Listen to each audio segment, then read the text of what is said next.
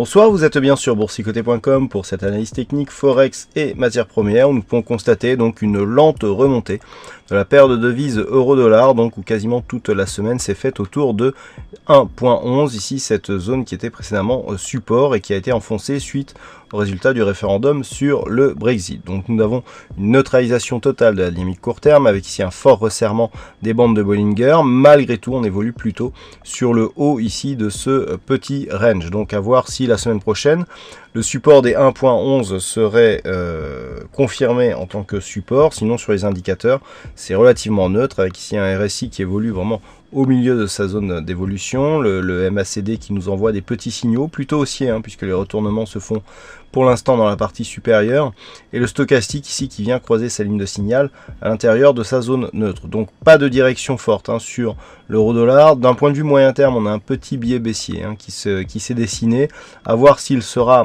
confirmé, et ce serait le cas si au cours des prochains jours, on venait casser ici le point bas significatif de cette bougie à 1,0912. Sur le câble, la paire livre sterling contre dollar américain, eh bien c'est le statu quo. On est juste venu confirmer comme support le point bas de la bougie de la semaine dernière, donc juste pendant l'annonce du résultat officiel du Brexit. Donc on a ici 1,3226.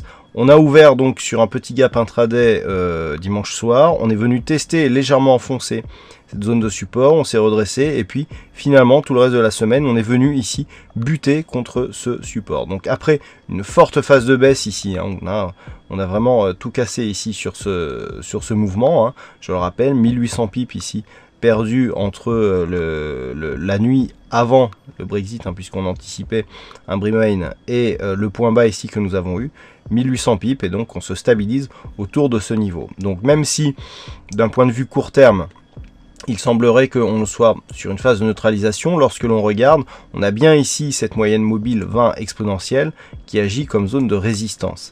Et le fait que l'on multiplie ici les tests sur ce support, eh bien, nous montre que on est potentiellement en train de préparer une cassure et donc un enfoncement de ce niveau en vue d'une poursuite plutôt baissière, donc ce qui pourrait être confirmé dès la semaine prochaine. On surveillera donc ce niveau de support des 1,3226.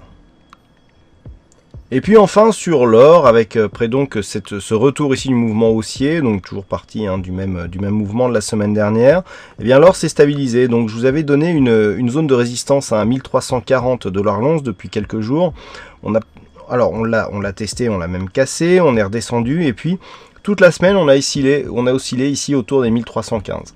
Toutefois, et ça je vous l'annonçais hier, le fait que l'on se stabilise ici au-dessus de la moyenne mobile 20 exponentielle, c'est très visible sur ce graphe. On est venu ici chercher la moyenne mobile dans un premier temps, dans un deuxième temps, et ensuite on a poursuivi ici le mouvement, et regardez, la zone de résistance que nous avons atteint, c'est tout simplement cette zone des 1340 $ l'once. Donc on est vraiment sous cette résistance. Une rupture haussière de celle-ci confirmerait l'élan haussier que nous avions eu ici suite au résultat du Brexit, et donc confirmerait la poursuite d'une tendance moyen terme qui reste haussière. Lorsque l'on s'écarte un peu, on peut bien se rendre compte que voilà, on est parti ici d'une dynamique, on a eu ici une phase de neutralisation et on est en train de donner un signal de continuité de cette dynamique. Donc là, c'est assez important, même d'un point de vue court terme, on voit qu'on a un impact sur le moyen terme. Et donc cette tendance moyen terme serait validée en continuité si les 1340 $ l'once ici étaient cassés à la hausse, puisqu'on irait chercher de nouveaux plus hauts significatifs. Attention à une éventuelle rupture ici des 1315, ce sera un signal de fin de cette petite dynamique ici qui pourrait confirmer la tendance moyen terme, et dans le cas d'une rupture ici de cette zone des 1315, on pourra avoir un retour sur ce support des 1277 $ l'once. Voilà ce que l'on peut dire donc sur ces analyses techniques Forex et matières premières. Passez un bon week-end, bonne chance dans vos prochains trades, et on se retrouve donc dès la semaine prochaine pour d'autres analyses techniques sur le site boursicoté.com. Bon week-end à tous.